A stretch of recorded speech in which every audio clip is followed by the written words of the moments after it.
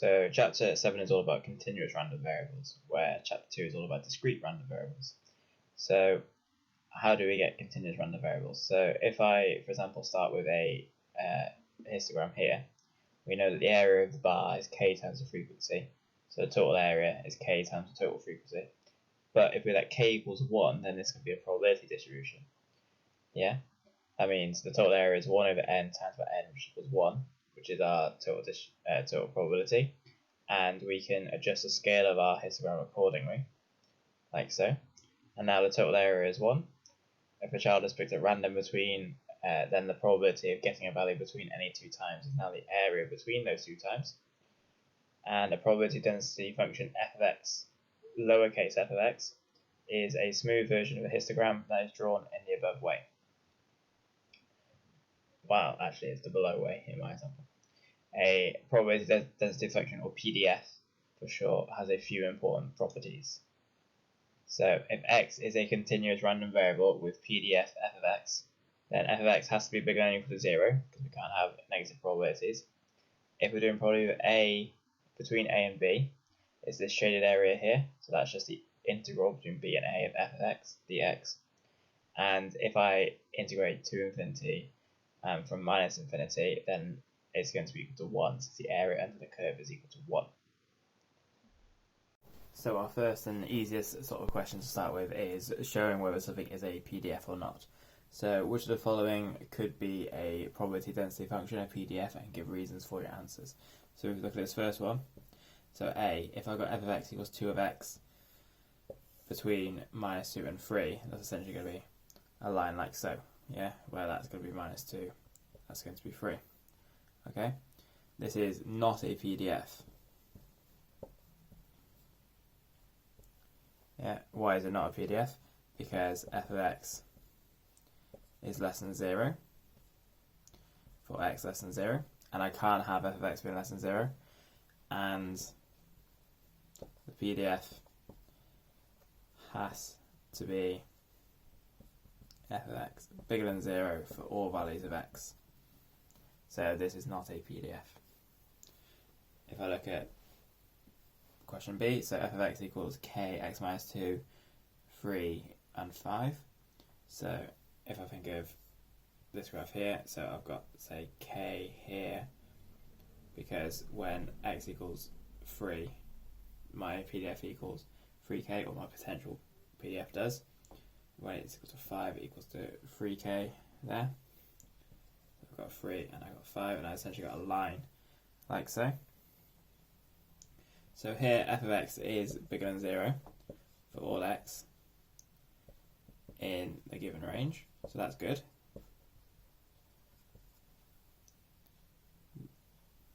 But I also need the area to be equal to 1, so the area underneath needs to be equal to 1.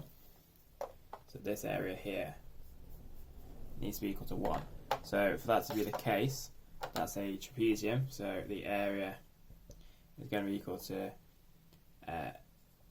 2 times by k plus 3k over 2.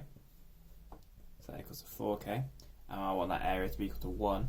So therefore, it would be f of x is a PDF only if k equals a quarter. Okay. And this last one, so I've got f of x equals k x minus 2 between 1 and 3. So if I think of this graph here, so if I have k bigger than 0, then this graph is going to look like this. If I have k to be less than 0, then my graph is going to look like this. So therefore, for all k, there is some value of x in the given range, such that f of x is less than 0, therefore f of x cannot be a PDF.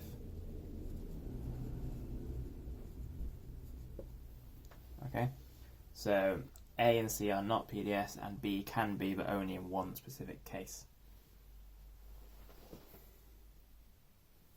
On to two more examples. So the one on the left, the random variable x has probability density function f of x equals k x brackets 4 minus x between 2 and 4. Find the value of k and sketch the PDF. So because this is a PDF, it means the area is equal to 1. So that means if I integrate between my range, so 4 and 2, of k x 4 minus x dx, that has to be equal to 1.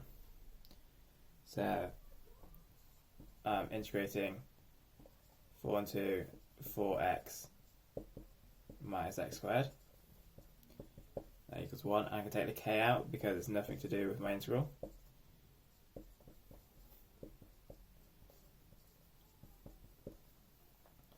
Okay, if I integrate this, I can do that with my calculator, or I'm assuming you can integrate by this point. That's going to give me 16 over 3. So k 16 over 3 is equal to 1. So that means k is equal to 3 over 16. Okay, and what does this look like? So if I sketch f of x, it's essentially going to go up to my highest value. So it's between 2 and 4.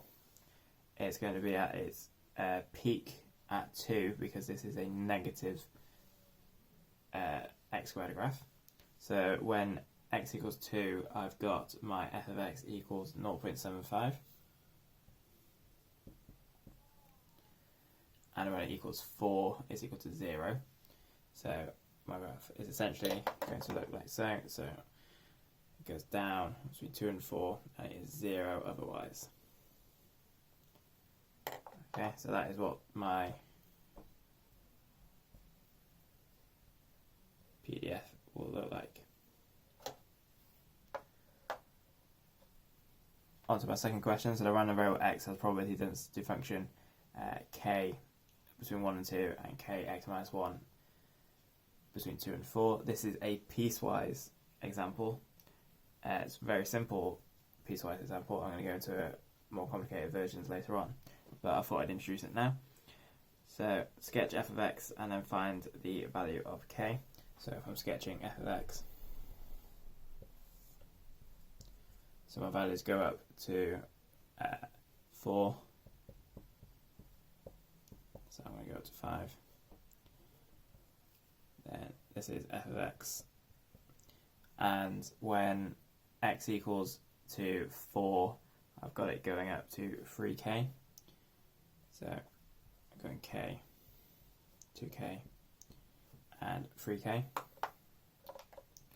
So my graph is 0 between 0 and 1. Then it's equal to k between 1 and 2. Then it's equal to k x minus 1, so that's just a straight line going upwards up to 3k there. Then it's back equal to 0 from there. Okay, you can draw in like dotted lines between the points. You don't have to, but that is what my function will look like. Then part B, find the value of k. I can do this either by trapeziums or by integrating it. So I'm going to do it by trapeziums,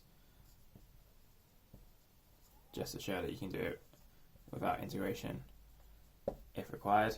So the area of this one is just k, and then the area of the second trapezium is going to be 2 times by k plus 3k over 2, and that is equal to 1. So this gives me 5k equals 1, so k is equal to a fifth. Okay, it would have worked the same if I did the integral between 2 and 1 of k dx plus the integral between 4 and 2 of k x minus 1 dx equals 1. You'll still get the same answer if k equals 1/5. So if x is a CRV with PDF f of x, then the mean is the integral between infinity and minus infinity of x times by f of x, and the variance is still e of x squared minus e of x squared, and I'd write this as the integral between infinity and minus infinity of x squared f of x dx minus the mean squared.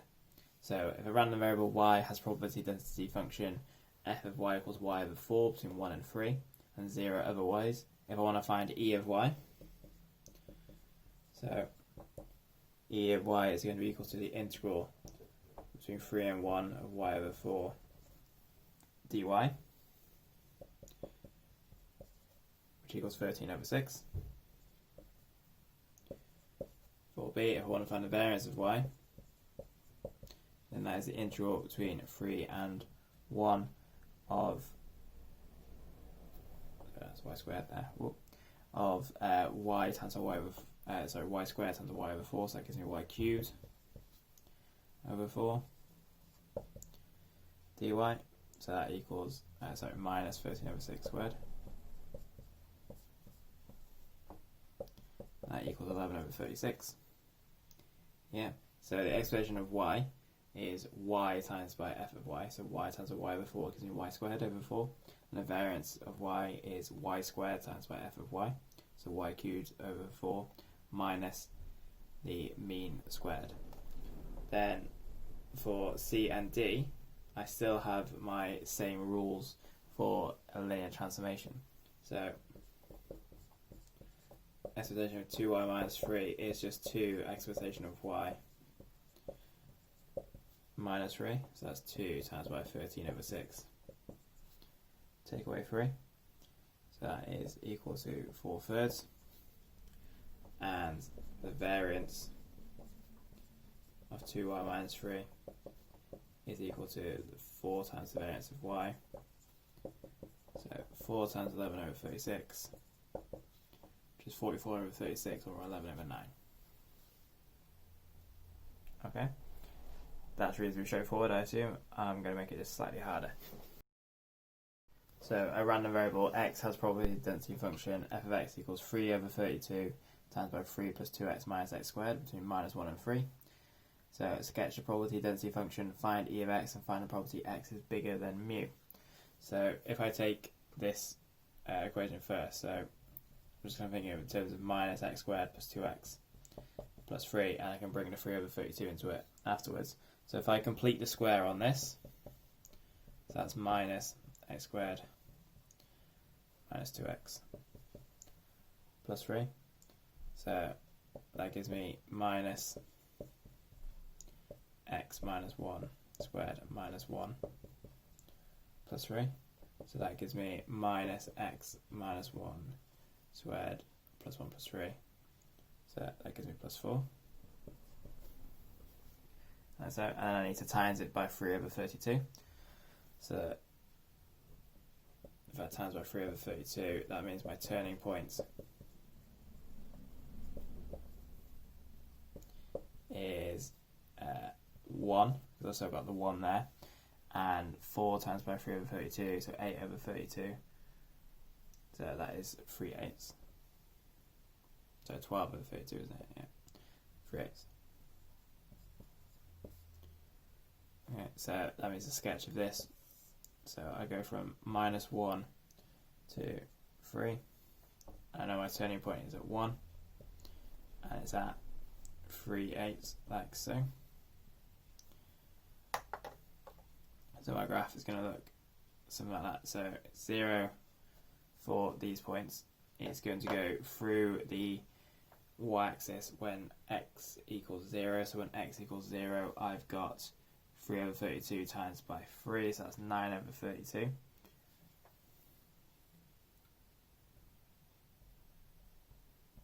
So 9 over 32 there. So hopefully this should look something like a negative quadratic graph. So that is what my sketch of f of x looks like. Part B, find e of x. So the reason I complete the square to work out what the sketch is it shows that that is the turning point, and therefore that is the line of symmetry. So because it's a line of symmetry, that means e of x is going to be equal to 1 by symmetry. Yeah. Or, so or if you didn't do it by symmetry, you could have done, so that's 3, so minus 1 of x times by 3 over 32. 3 plus 2x minus x squared dx. Yeah, you could have done that integration. Then for part C, so probably x is bigger than mu. So we know that mu is equal to 1, and the probability x bigger than 1 is going to be equal to a half from the graph because it's symmetrical. Yeah? So you can do these questions by symmetry as well. Or the other way you would do it is that's the integral of 3 of, you would use this integral again and do probability bigger than that. Yeah? So you would again have to use this big integral.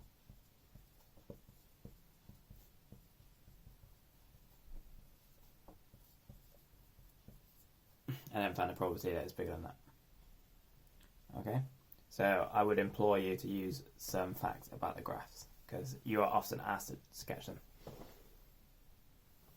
Now, we will go into this in a lot more detail shortly about CDFs, but we just need to talk about the mode, median, upper quartile, and lower quartile. So the mode is the value of the random variable where it is most dense. So this is the same as its highest point. So this is usually the turning point. And if x is a continuous random variable with a CDF, so the cumulative distribution function f of x, then the median m of x is given by f of m equals 0.5. The lower quartile is f of q1 equals 0.25, and the upper quartile is f of q3 equals 0.75. Okay? Again, I'm going to go into this in a lot more detail shortly, but I just need to introduce the quartiles to you and the mode. So the random variables x and y have probability density functions f of x and g of y respectively. F of x is 12x squared times by 1 minus x between 0 and 1, and g of y is 2y between 0 and 1. Find the mode of f of x and g of y. So to find the mode, I need to find the turning points, essentially. So for f of x, I need to differentiate that. Okay, so d by dx of 12x squared 1 minus x is d by dx of 12x squared minus 12x cubed. Yeah, I want that to be equal to 0 because it's a stationary point. So if I differentiate this, I get 24x minus 36 squared equals 0. I can take 12 out, so this is 2 minus 3x equals 0, like so. So that means x equals 2/3, therefore the mode is 2/3. Yeah. So what this graph looks like essentially is it goes from 0, it is a cubic, so it's going to be something like that. So that is 2/3, so that's the mode. Okay, well, I go from x to f of x like so. For b, it's really straightforward, isn't it? Because that's just equal to 2y between 0 and 1. So 0 and 1. So that means it's going to increase like so. So that means the biggest value is going to be equal to 2. Yeah. So the mode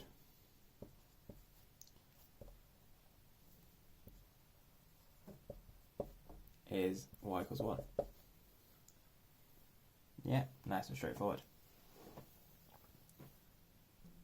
And another example here. So a continuous random variable x, the probability density function f of x equals 4x minus 4x cubed between 0 and 1, and find the CDF of x and the median value of x.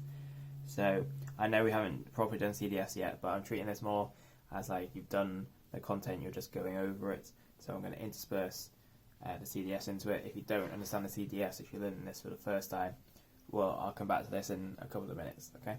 So if I want to find f of x, that is the integral of x 0 ft dt.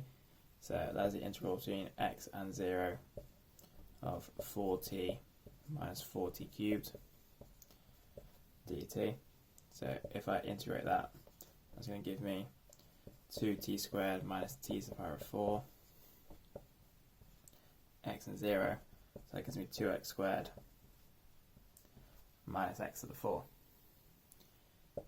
That means f of x is equal to 0 when x is less than 0, 2x squared minus x to the 4.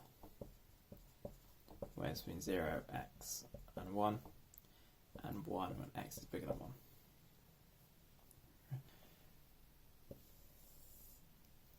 For part B, to find the median value of x, that means I need f m equals 0.5. So this is what f of m is equal to. So I've got 2 m squared minus m to the 4 equals 0.5. If I, let's say y equal to m squared, that means I've got 2y minus y squared plus 0.5. So minus 0.5 equals 0. I can rearrange this, make it nicer. So that gives me y squared minus 2y plus 0.5 equals 0. This is just a quadratic, which I can solve by the formula. So that's going to give me y is plus or minus 1 plus or minus root 2 over 2.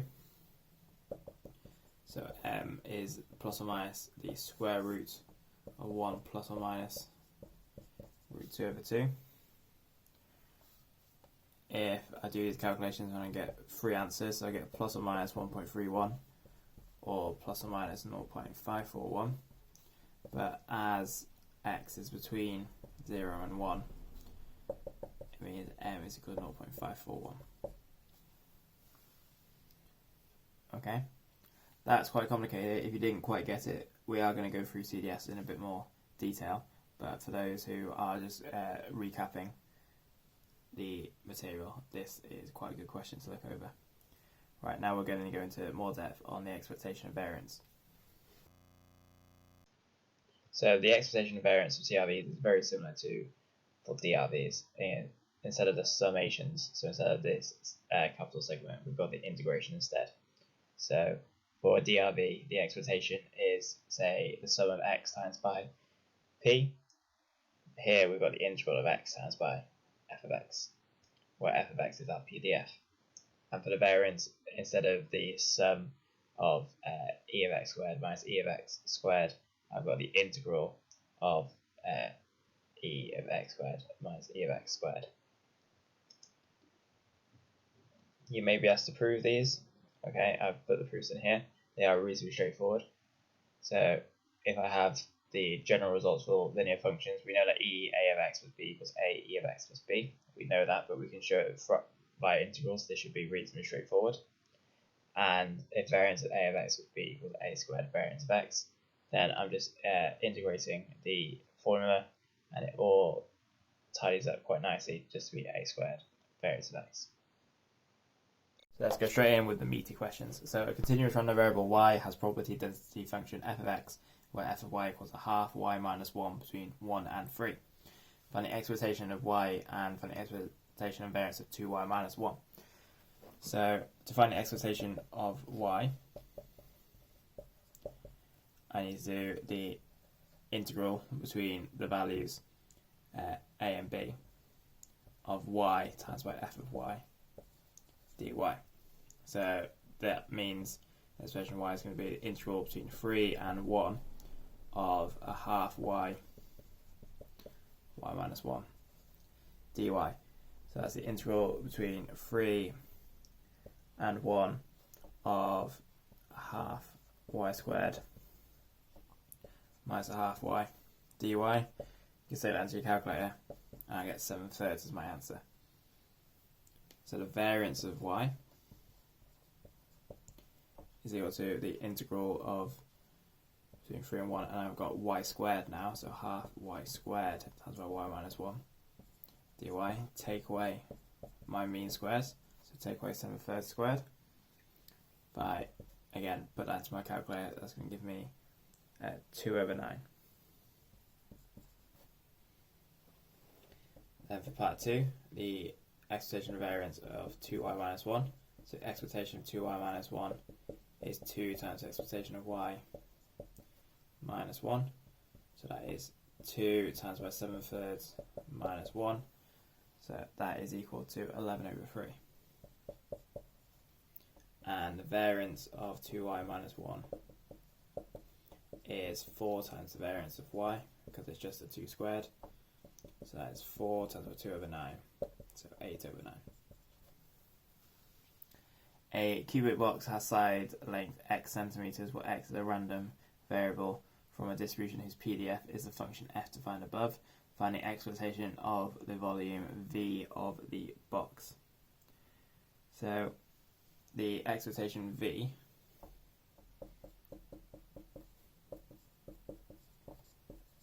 is just going to be the exploitation of x cubed. And the way I would do that, so for the variance, this is e of x squared. Yeah. To find e of x cubed, I just need to do the integral between b and a of x cubed f of x dx. Yeah, because to find e of x squared, I do it times by x squared. To find e of x, I times it by x. So for e of x cubed, I times it by x cubed. So that means I'm integrating again between 3 and 1 of a half x cubed x minus 1 dx, which equals to 14.2. And then part 4 there, so find the probability that the volume of the box is less than 8 centimetres. So the probability that V is less than 8 is equal to the probability that x cubed is less than 8, which is probability of x less than 2. So probability is less than 2, which is the integral between 2 and 1 of half x minus 1 dx, because V and x, because x has the same PDF as y. So if I do that, I get a quarter. Okay, one more example just to make sure.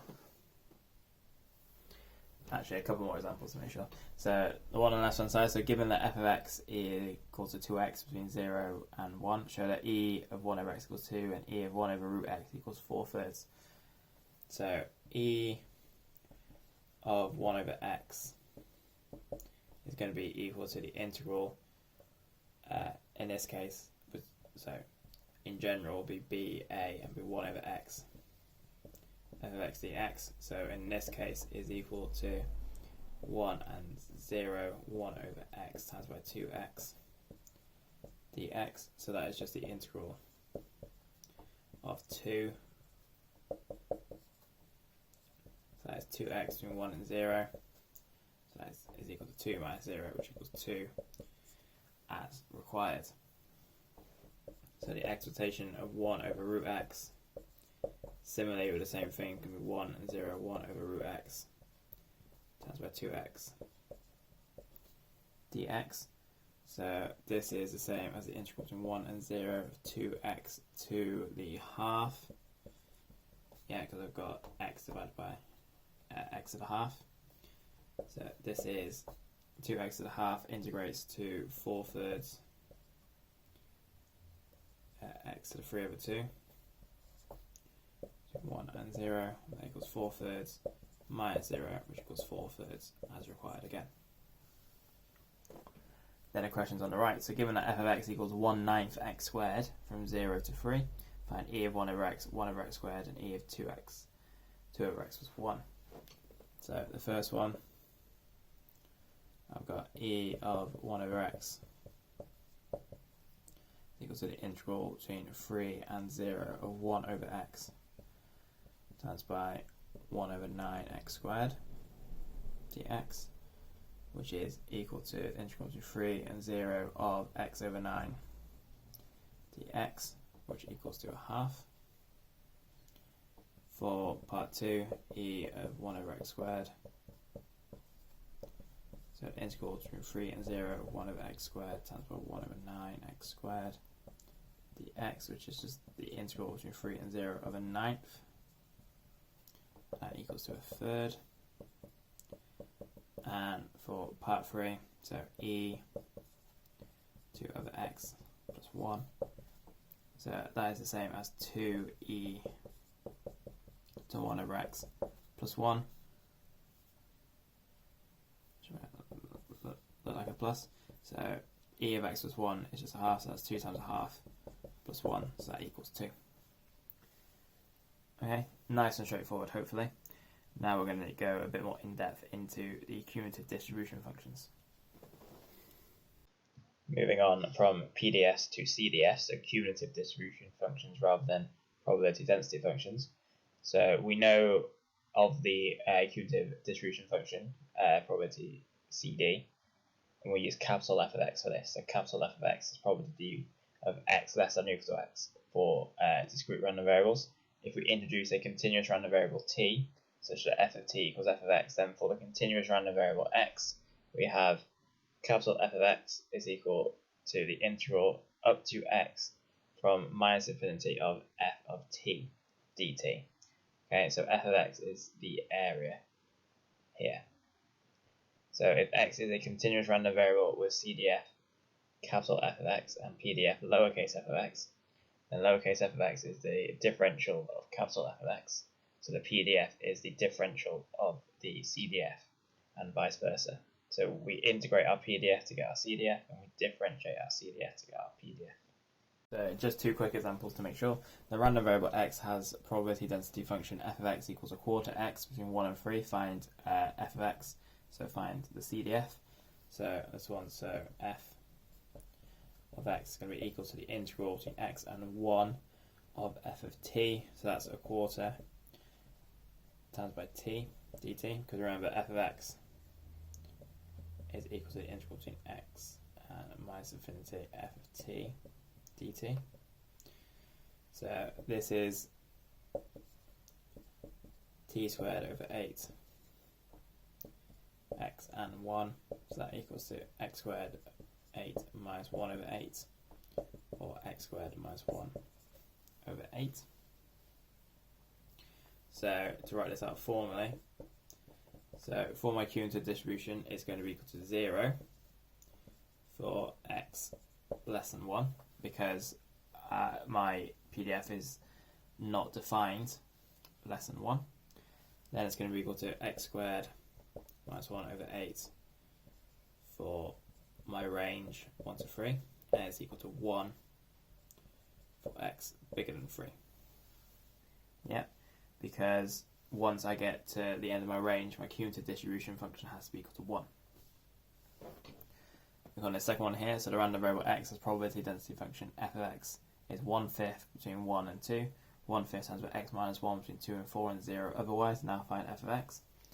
So if x is less than or equal to 1, then f of x, the capital F of x, equals 0. That means that f of 1 is equal to 0. Okay. If I'm between 1 and 2,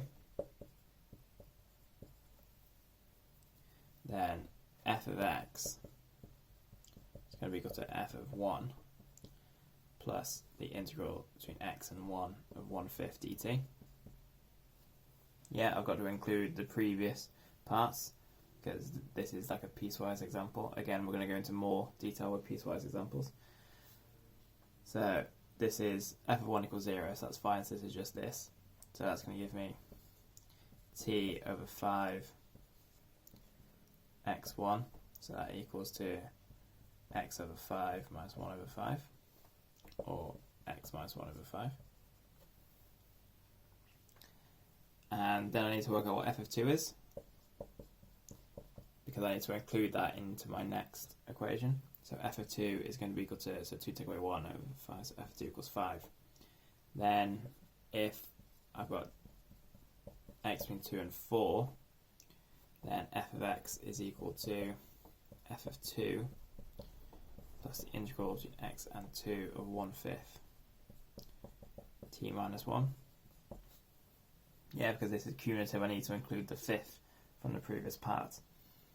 So this equals to a fifth plus t squared over 10 minus t over 5 between x and 2. And if I simplify all this, it is x squared over 10 minus x over 5 plus a fifth. So my final function for this is going to be, so f of x is equal to 0 for x less than or equal to 1. Then I've got x minus 1 over 5 when it's between 1 and 2. X squared minus x plus 1 over 10, 5 and 5. Between 2 and 4. And then it's equal to 1 for x bigger than 4. Okay, now into more detail about these sort of equations, the piecewise equations. So a PDF and thus a CDF can have different function rules on different parts of its domain, and such a function is said to be piecewise defined. Okay, we have already done a couple of examples like this, but I'm just going to go into a bit more depth about them now. So all the techniques of the previous sections apply, but now we have to split the integrals into several defined parts.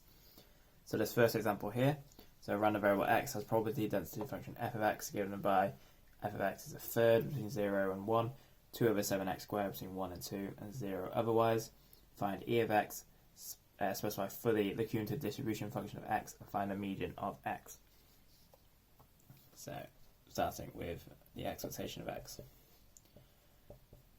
So the expectation of x is the integral between 1 and 0 of x over 3, because I need to do x times by f of x,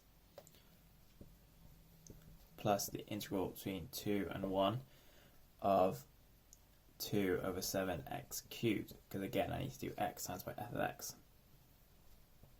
So if I put these into my calculator, that's equal to a sixth, that's equal to 15 over 14, so I get 26 over 21 for that. Okay, part B. So for part B here, so I need to find capital F of x. We know that f of 0 is equal to 0 because my PDF is not defined for below 0. So when I'm working between 0 and 1, I've got f of x is equal to f of 0 plus the integral between x and 0 of a third dt, and f of 0 is just 0, this just becomes x over 3. Then f of 1 is going to be equal to a third, yeah, because I'll just put the 1 in there.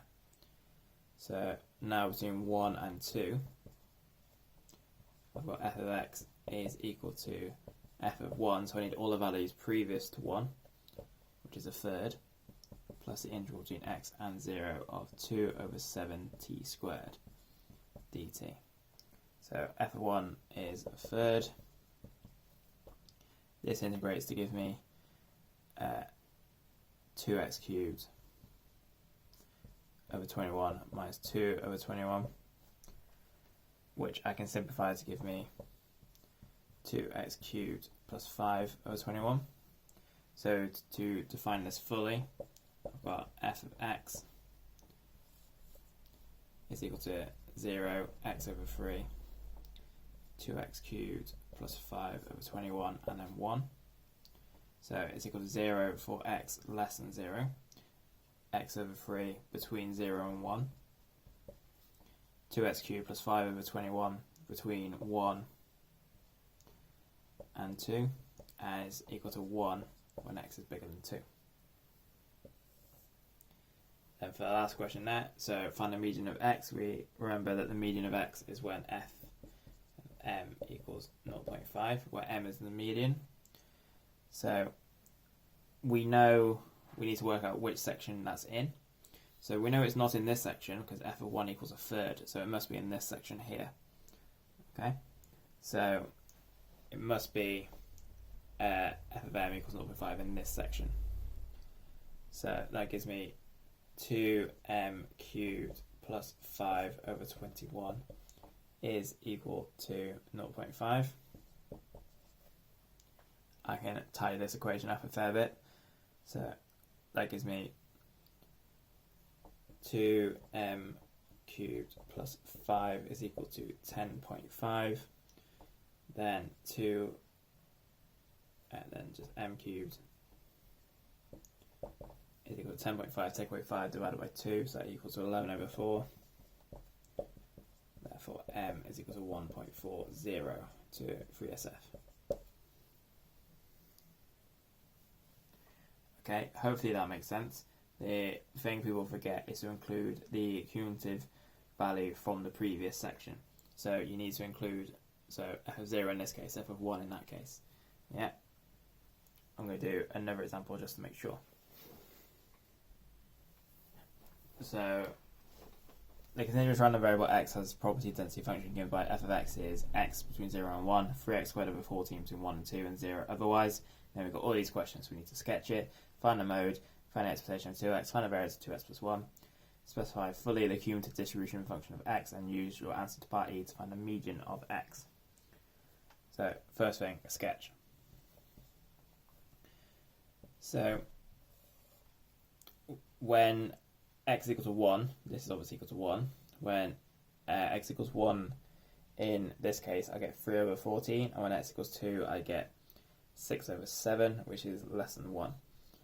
So I've got 1, 6 over 7, and 3 over 14 here. And I'm doing this at 1 and at 2. So between 0 and 1, this just equals x. So my graph just goes up with a gradient of 1 up to x. And then between 1 and 2, I start at 3 over 14, I go to 6 over 7, and it's a cubic graph. So it's going to look something like that.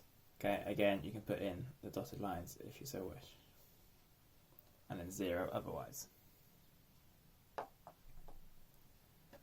Then part B, find the mode. It's quite obvious from the graph that the mode is 1.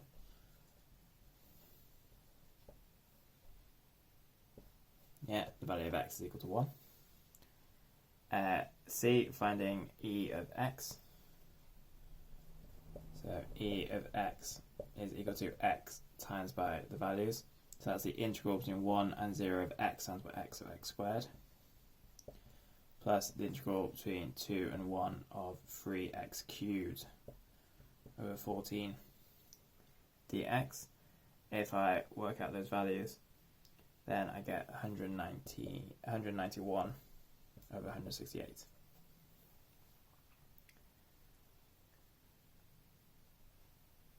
Then that means E of 2x is equal to 2 E of x. So 2 times this, so that is equal to 191 over 84. And then part D, find the variance of 2x plus 1. So the variance of x is equal to, so that's E of x squared minus E of x squared. So that is the integral of x cubed 10 dx plus the integral of 2 and 1 of 3x of 14 dx. Take away 191 over 168 squared. Yeah. So this is equal to a quarter. This is equal to 93 over 70. Then take away 191 over 168 squared.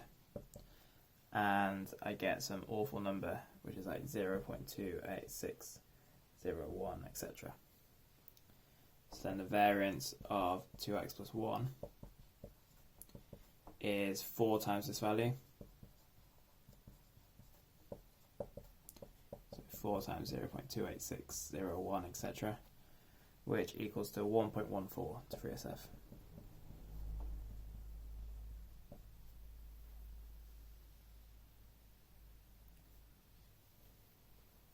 Okay, now we're on to part E.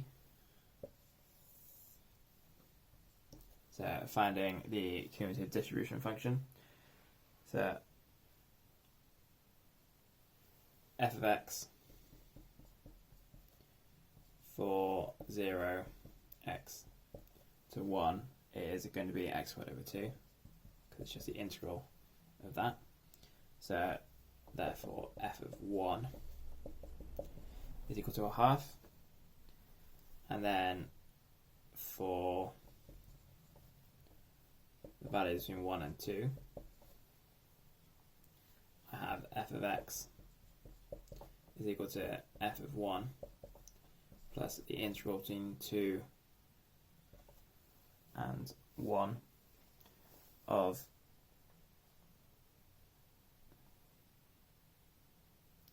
integral between x and 1 of 3t squared over 14 dt.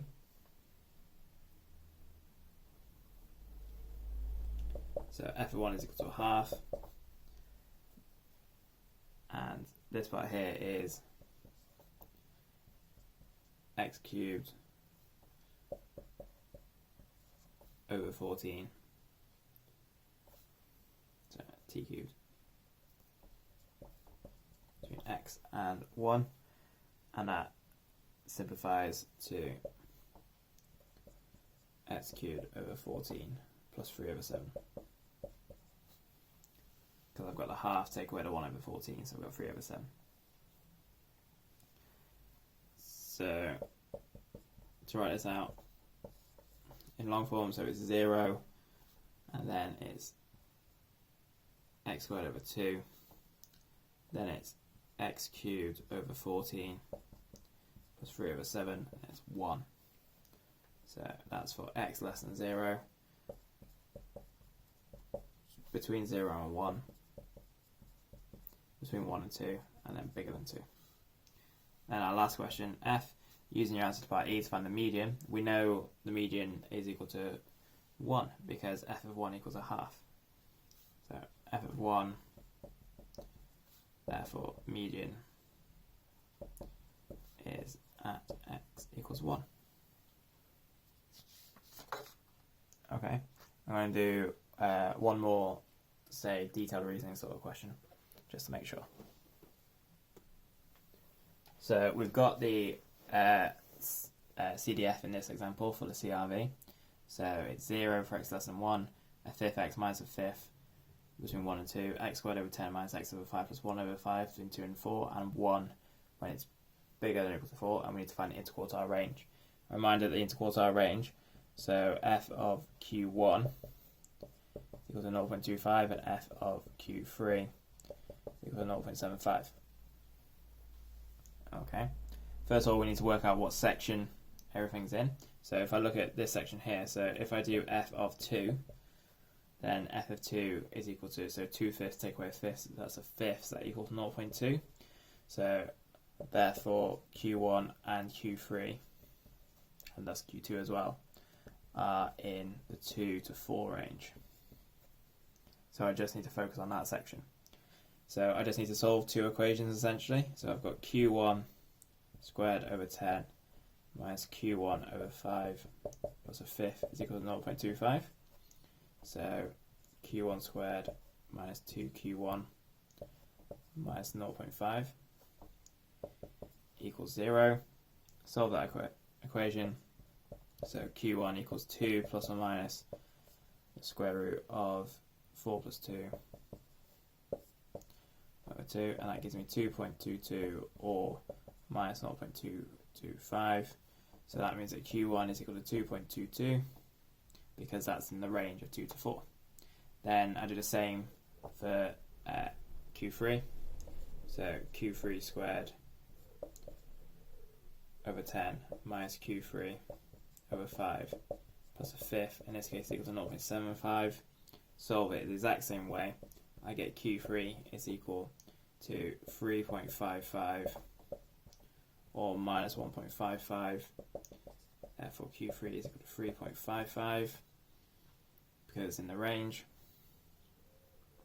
So therefore my interquartile range is q3 take away q1 is 3.55 minus 2.22, which is 1.33 to 3SF. Okay, if it's a detailed reasoning question, make sure to say states that as in range of 2 to 4, or you can say something like x is bigger than 0 for all values of x in f of x. Yeah, so you can discard the negative answer. So if it's a detailed reasoning question, make sure you're writing why you are discarding your answers. Okay, on to the continuous uniform distribution.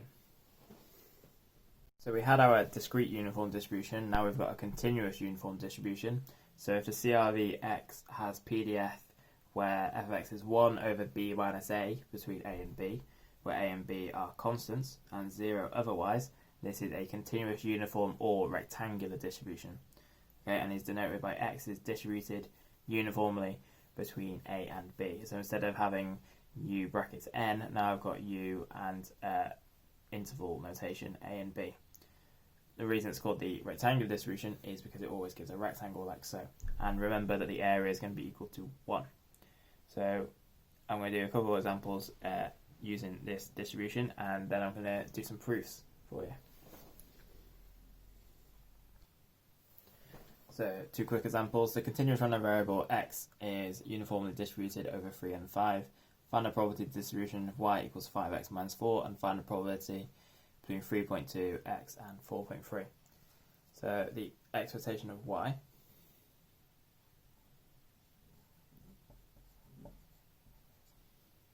is equal to 5 times the expectation of x minus 4, as we would expect. So that means that the lower limit is going to be 5 times by 3 minus 4, so that gives me 11, and the upper limit is going to be 5 times by 5 take away 4, so that equals 21. So therefore my distribution is going to be y is uniformly distributed with 11 and 21. So using my linear transformations, I can just change from x to say y, uniformly distributed.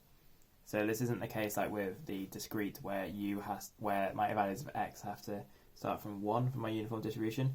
Here, because it's over an interval, my values can start from anywhere. Now for part B, find the probability between 3.2 and 4.3. So 1 over b minus a is equal to 1 over 5 minus 3, which equals a half. So that means the PDF is equal to a half.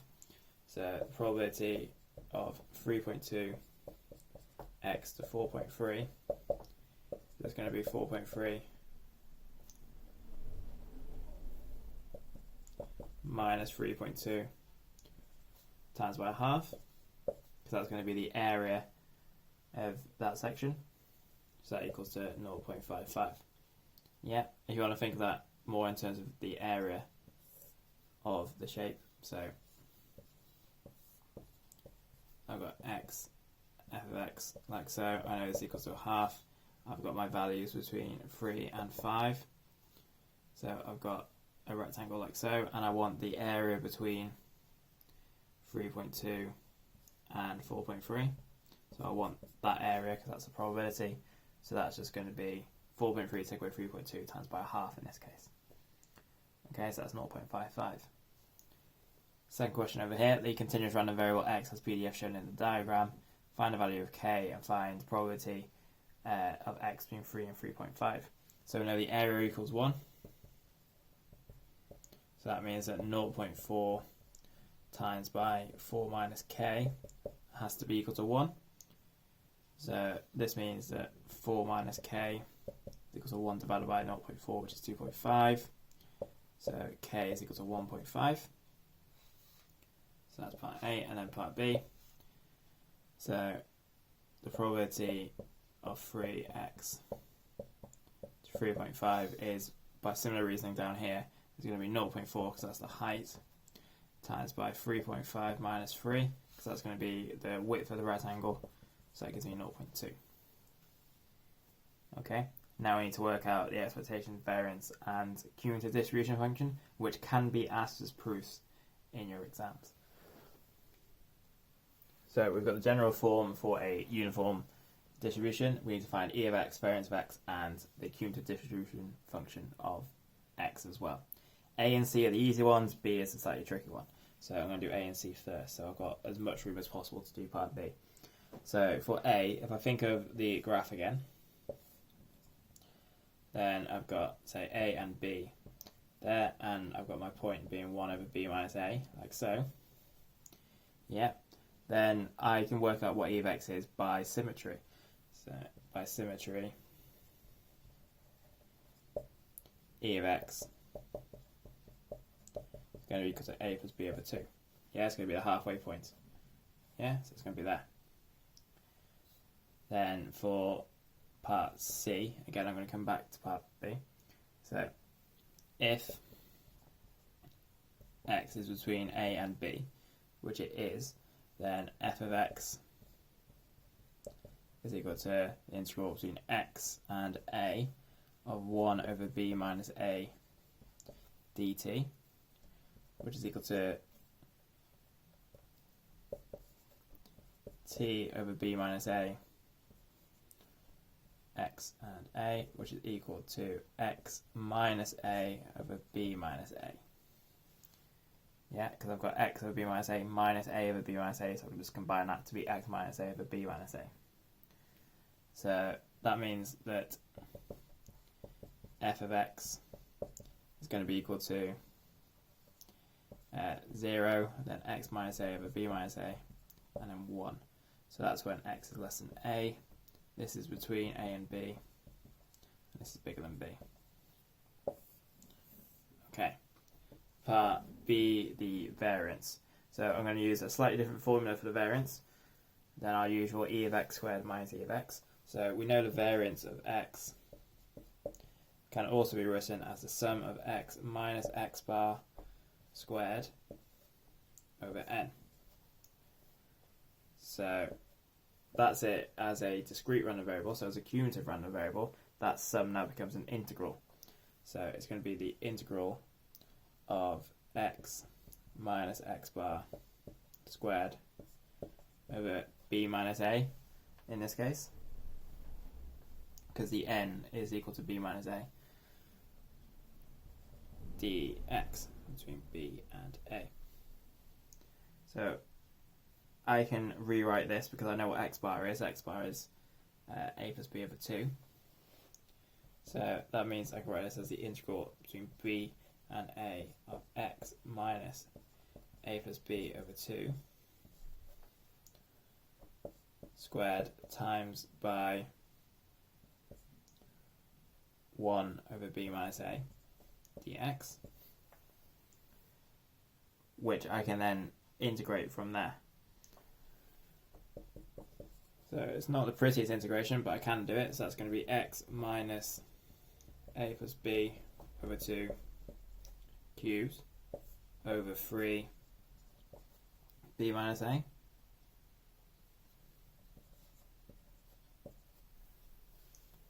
Okay, the way I've done that is, so I've used the formula of the integral of x plus a to the n dx is equal to x plus a over n plus 1 over n plus 1. Yeah, so I've just done the exact same thing there. And this is also equal, I can make this a bit nicer by evaluating out the b's and the a's. So this gives me b minus a plus b over 2 cubed over 3 b minus a minus a doing the same thing.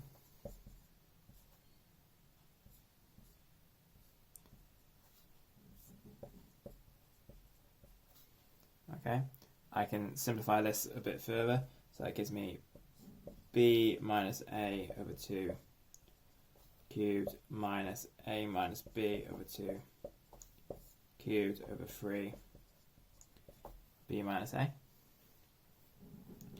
And then I can change this to be b minus a over 2 cubed, and change this from a minus b over 2, the minus, to make it a plus b minus a over 2 cubes.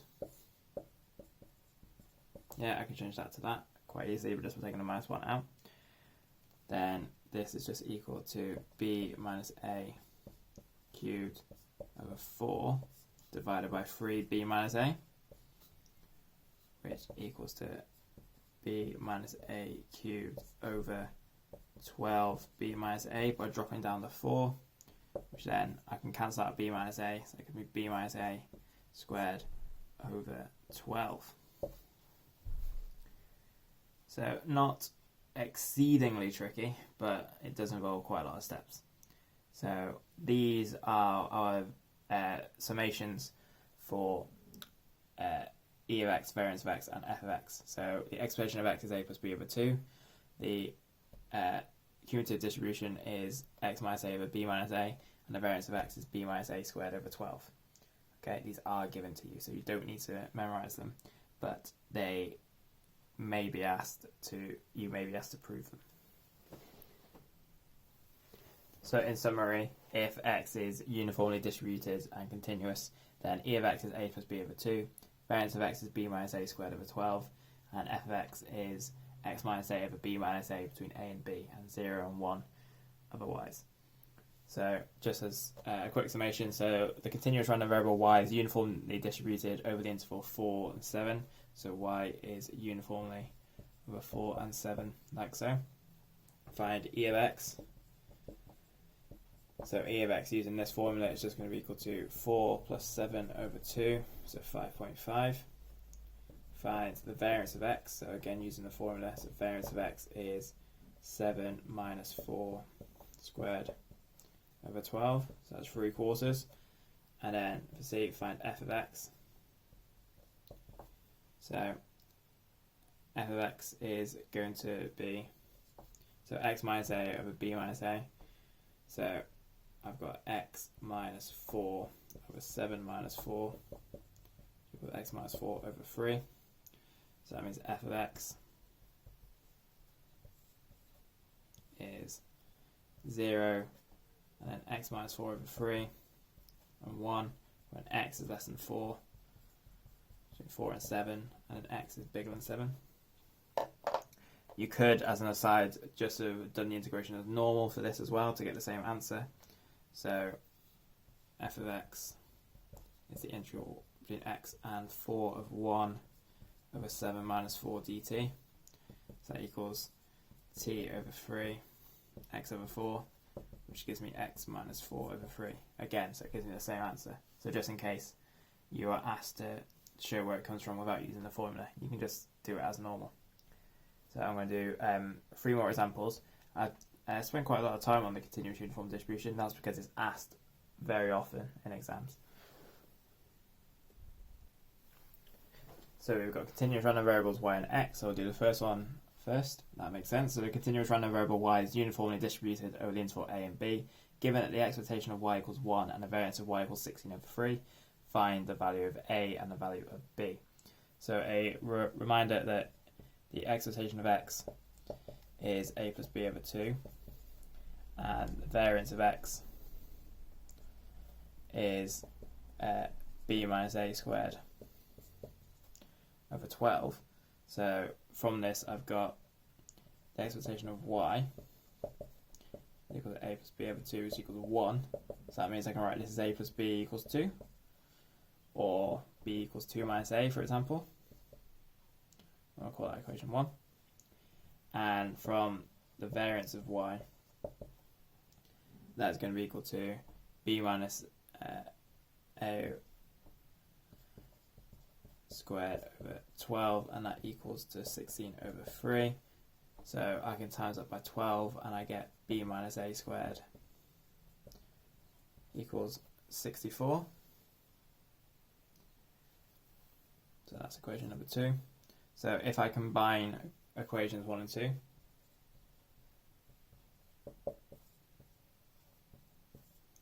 so combining equation 1 and 2, I'm going to get 2 minus a instead of the b, minus a squared equals 64.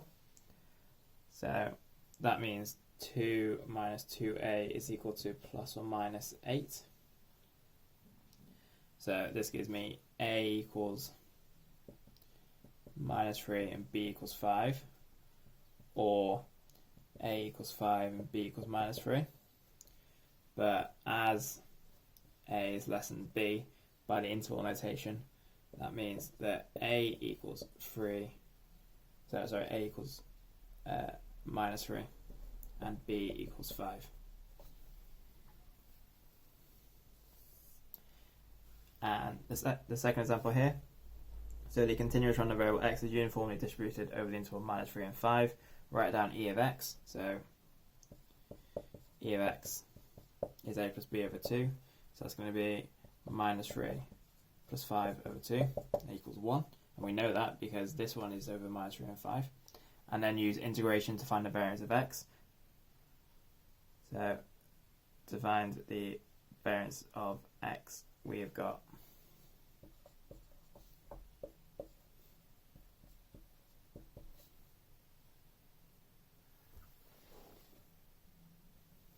variance of x is e of x squared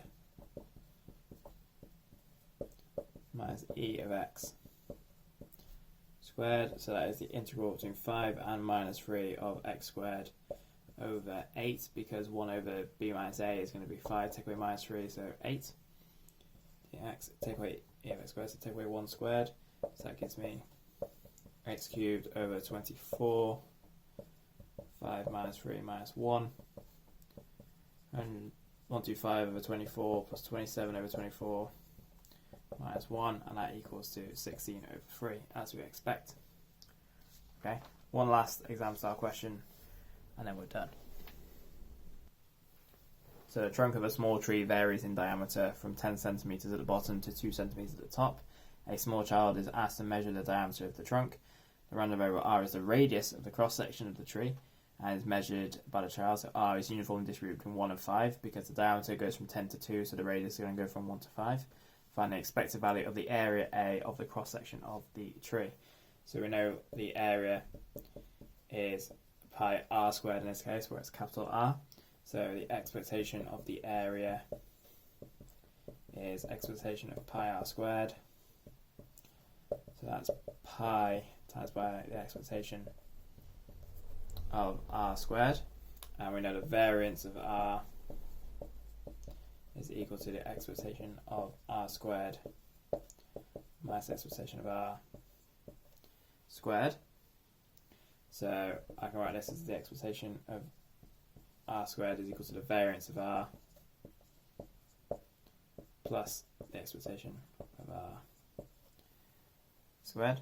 And because this is uniform, we know what these values are. So we know e of r is 5 plus 1 over 2, so that's equal to 3, and the variance of r is 5 minus 1 squared over 12, so that's 4 over 3. So if I replace these values into here, so that gives me the variance is 4 over 3 plus 9, which equals to 10 and a third. So therefore the expectation of A is pi times by this, so I can write that as 31 pi over 3. Okay, and that's your final answer. Alternatively, you could have done it the old-fashioned way, so you could have done e of r squared is going to be equal to the integral of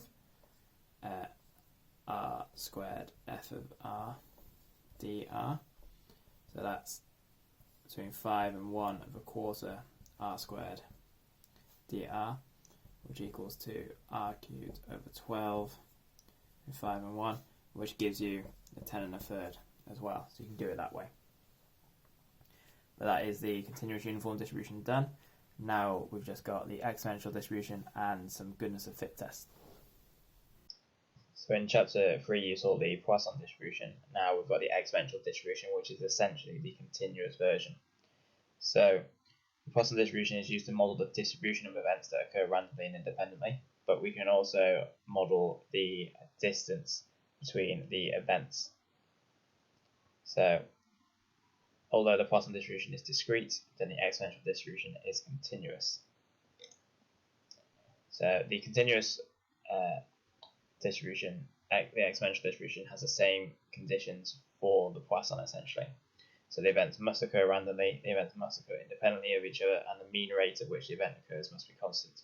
The PDF for a random variable x with exponential distribution is given by f of x equals the integral of lambda eta minus lambda x. Okay, where lambda is constant. This is for x bigger than or equal to 0. And the mean is 1 over lambda, the variance is 1 over lambda squared, and my cumulative distribution f of x is 0x less than 0 and 1 minus e to the minus lambda x when x is bigger than or equal to 0. So 2 quick examples. A random variable x has exponential distribution with parameter 0.5. Find the probability x is between 1 and 2.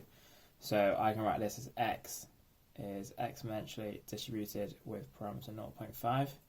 So in this case lambda equals 0.5. So to find the probability between 1 and 2, I'm using the formula for the f of x. So this is between 2 and 1 of lambda, so 0.5, e to the minus lambda, 0.5x dx. So this equals minus e to the minus 0.5x between 2 and 1, yeah, because I do 1 over minus 0.5, so it cancels it out. So that gives me minus e to the minus 1 plus e to the minus 0.5, which I'm going to write as 1 over root e minus 1 over e. Okay, and this second example here, so a random variable x is modeled by an exponential distribution with parameter 2. Find the probability that the value of x lies within 1 standard deviation of the mean.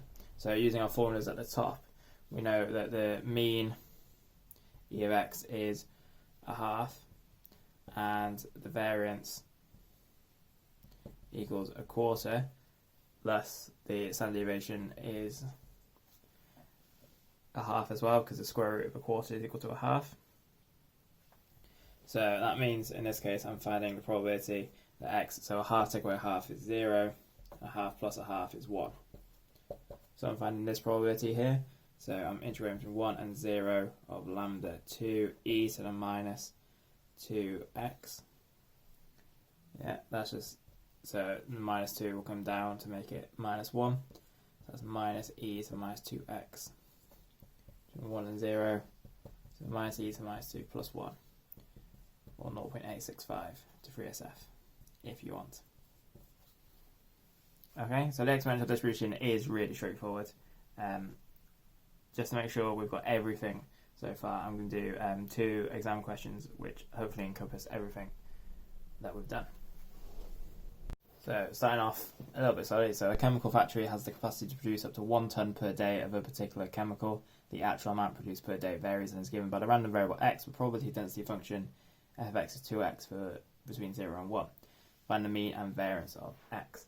So if we remember, the excitation of x is equal to the integral between your values of x f of x dx. So in this case I'm integrating between 1 and 0 of x times by 2x. So that's the integral between 1 and 0 of 2x squared, which is equal to 2/3. And then the variance of x is the integral between b and a of x squared f of x minus e of x squared. So in this case that's 1 and 0 of x squared 2x dx. Should put dx there as well. Minus 2/3 squared. So that's the integral between 1 and 0 of 2x cubed minus 2/3 squared. That gives me a half take away 4/9, which equals to 1 over 18. And then part 2. All of the chemical that is produced is sold at a profit of 4,000 per tonne, but in addition there is a fixed overhead charge of 1,000 per day. Thus the daily profit from the sales of the chemical, £1,000, is y equals 4x minus 1. state the mean and variance of y. So here I've got expectation of y is the same as expectation of 4x minus 1. So that is 4 expectation of x minus 1. So that's 4 times 2/3 minus 1. So 5/3, and then the variance of y is equal to the variance of 4x minus 1, which is 16 times the variance of y.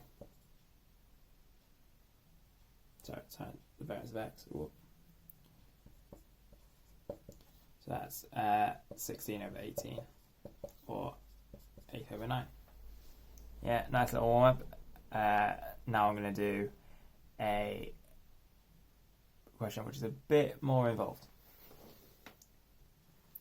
So slightly more involved. An industry regulator is investigating the length of times that callers have to wait to be answered by a telephone inquiry bureau. The waiting time are always between 5 seconds and 60 seconds. A model being used for the waiting times in seconds is the random variable t with the following CDF. F of t is k times by 1 minus 5 over t between 5 and 60, and then 0 and 1. Show that k equals 12 over 11. Find the median waiting time. Find the probability the length of time a caller waits is no more than twice the median. Derive the probability density function of t. Hence find the mean waiting time. Find also the probability that a caller waits longer than the mean waiting time. And the bureau takes on extra staff aiming to halve the waiting times. The new model for the waiting times is u equals a half t. Find the CDF for u, and hence find the PDF for u. So just the 20 marks there. So let's go through it. So this first one, we know that f of 60 is equal to 1. Yeah, so that means that k of 1 minus 5 over 60 is equal to 1.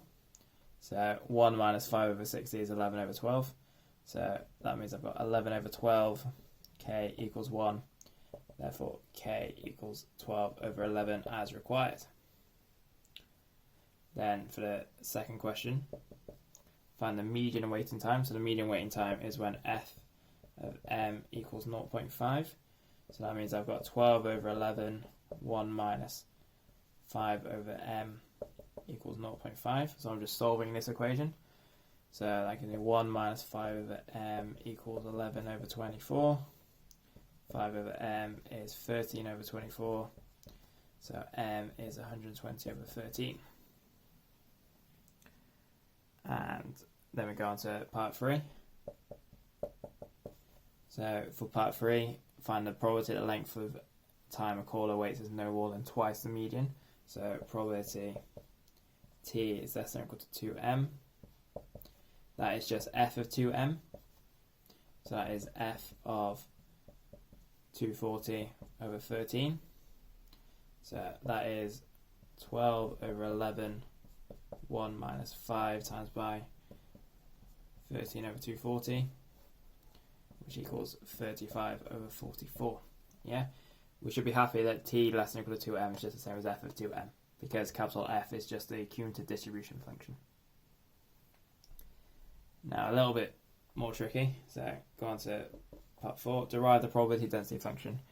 So the probability density function f of t is equal to capital F dash of t.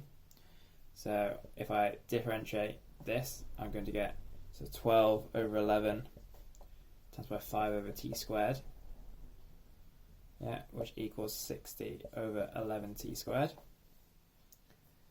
Therefore, the PDF is f of t equals, oh no, big integral sign, go to bracket, so 60 over 11t squared between 5 and 60, and 0 otherwise.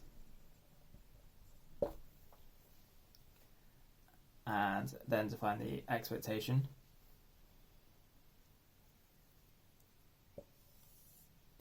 so the expectation of t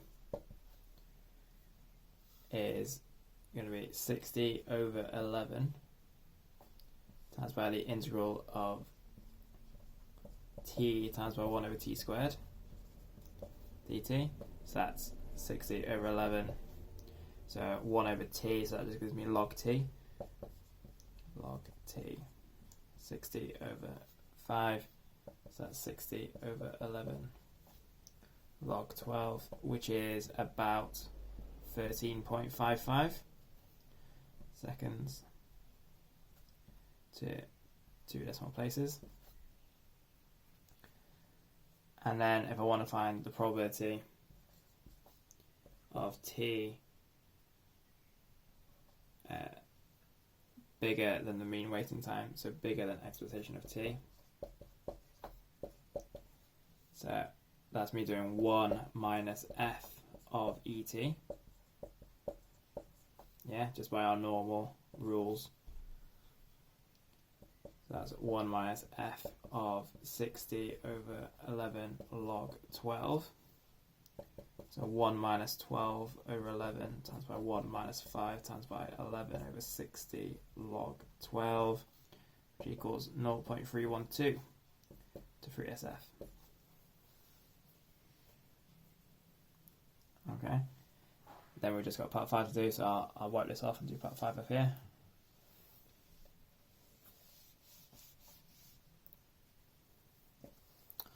Oh, I didn't want to wipe off this. Oh well. So, part 5. The Bureau takes an extra staff aiming to halve the waiting times. A new model for the waiting times is U equals half T. Find the CDF for U and hence find the PDF for U. So, we've got probability U less than or equal to lowercase u. That equals to the probability of a half T less than or equal to U. So that means the probability of T less than or equal to 2U. Okay. So therefore the CDF for U is, I'm going to call it, say, GU. So that's going to be 12 over 11, 1 minus 5 over 2U.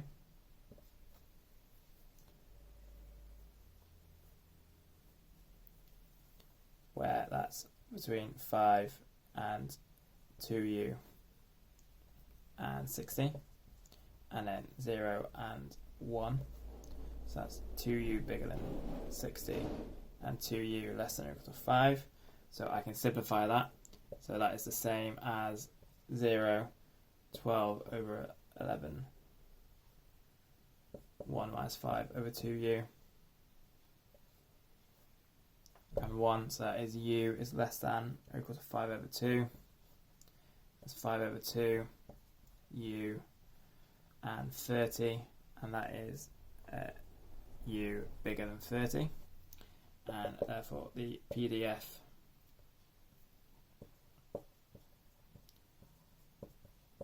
for G of U is going to be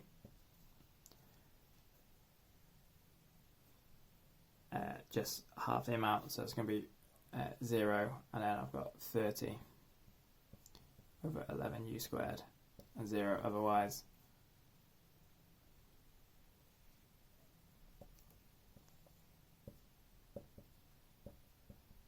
So again, between 5 over 2 u and 30.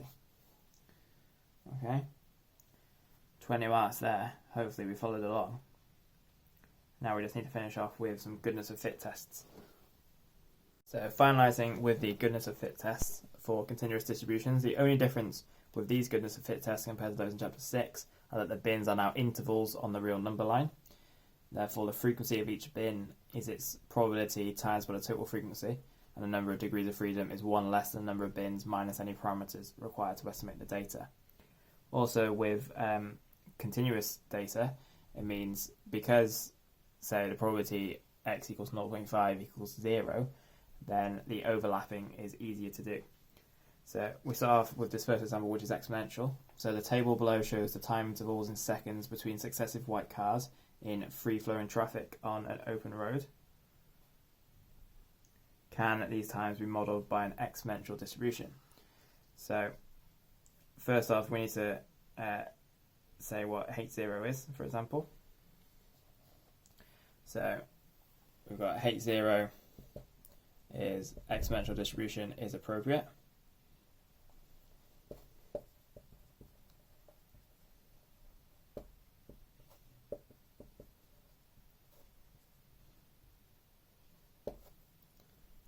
H1 would be exponential distribution is not appropriate.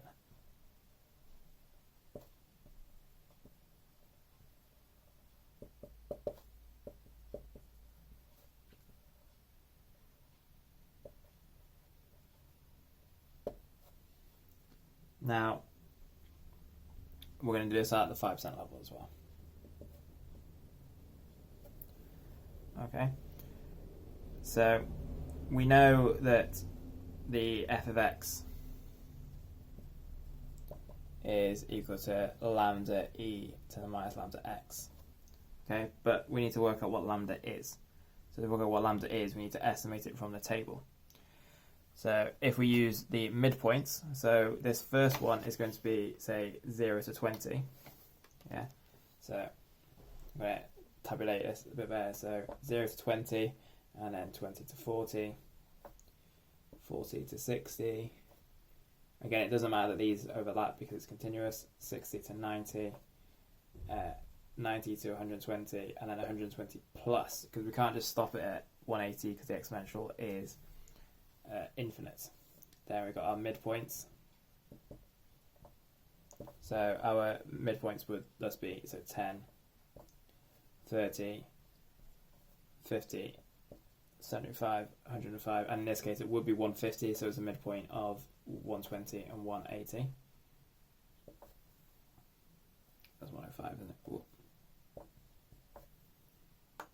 So I would use the stats function on my calculator. So I've got my observed values as well, which are my frequencies. So 41, 19, 16, 13, 9, and 2. So menu 6, 1. So x equals 10, 30, 50, 75, 105, 150. And the frequencies are 41, 19, 16, 13, 9, and 2. And option and 3. And we got x bar equals 40.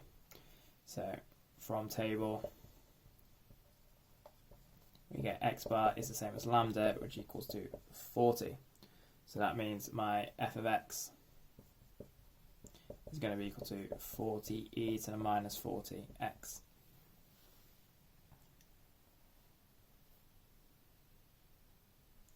Okay. Oh, hold up. No, it won't be. Because that's what x bar is, but we know that x bar is e to the x, which in a exponential is 1 over lambda. So that means that 40 equals 1 over lambda. Therefore, lambda equals 1 over 40. So f of x is 1 over 40 e to the minus x over 40. Right, now we can start working out our expected values. So we're going to work out our expected values using this formula. So the first one is going to be, so I'm going to find the probabilities by integrating. So that first one is going to be the integral between 20 and 0 of e to the minus x over 40 divided by 40. And that's going to give me 0.393, but because there's 100 white cards here, I can just times that by 100 to make my life easy. So that one's going to be 39.3, and similarly I'm going to just write the rest in. So 23.9, 14.5, 11.8, 5.5, and 5. All the values are 5 or bigger, so I don't need to combine, so that's good as well. Then I just need to find my chi-squared value as normal. So we remember, so chi-squared I, and remember that chi-squared is the sum of the observed take away the expected squared over the expected.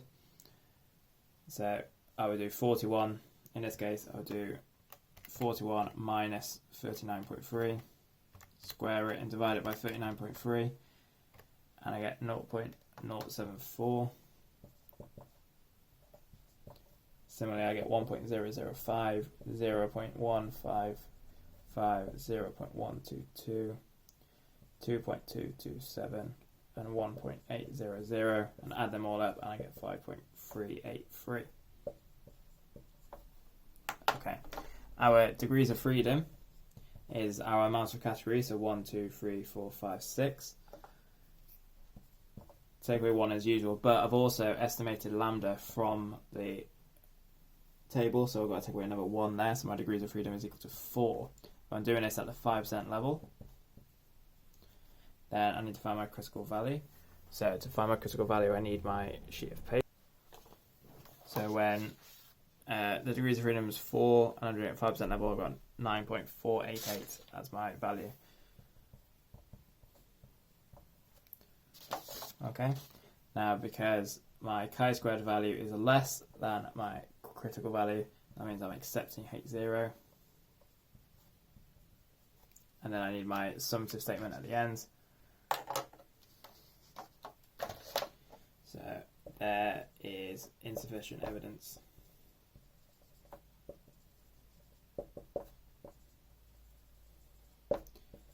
to suggest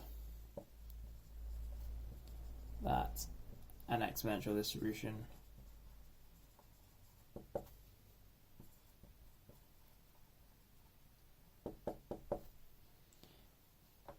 is inappropriate.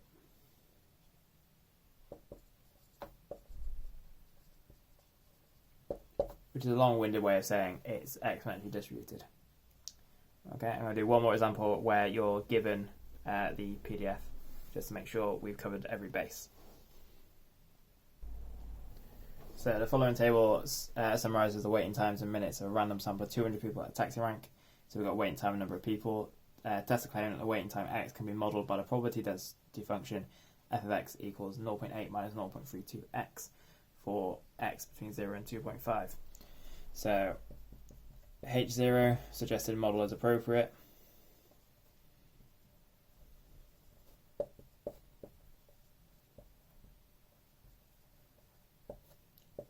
H1 suggested model is not appropriate. Or inappropriate.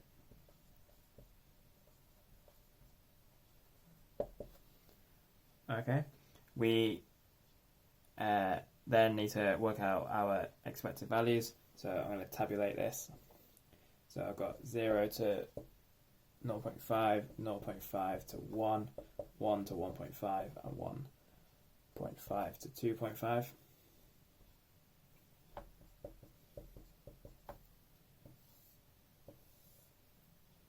That really is a wonky line, isn't it?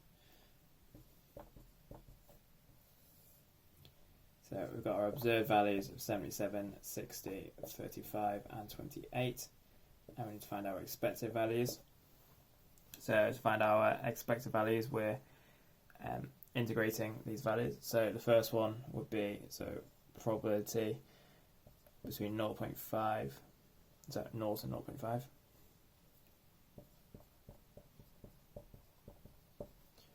That would be equal to an integral of 0.5 and 0 of 0.8 minus 0.3 to x dx. So I just do that on my calculator and I get 0.36.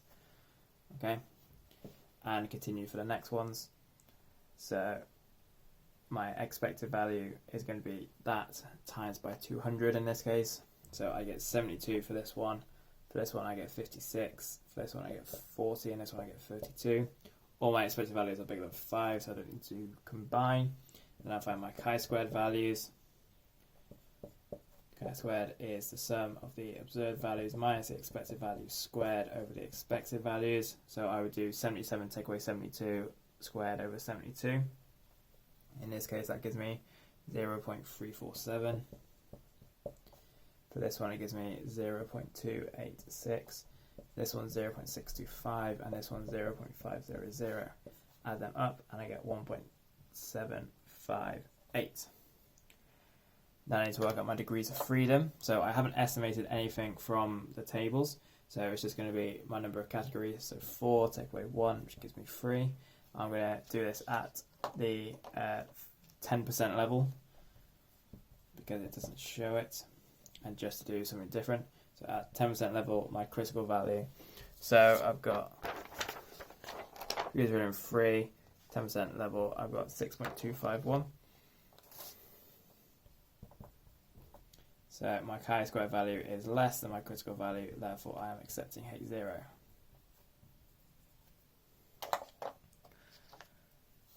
summative statement, there is insufficient evidence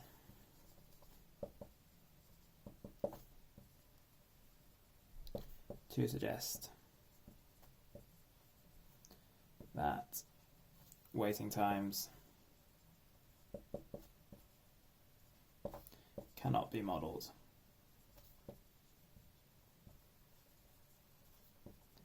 by the above PDF. Okay, and that's it for chapter 7, finally.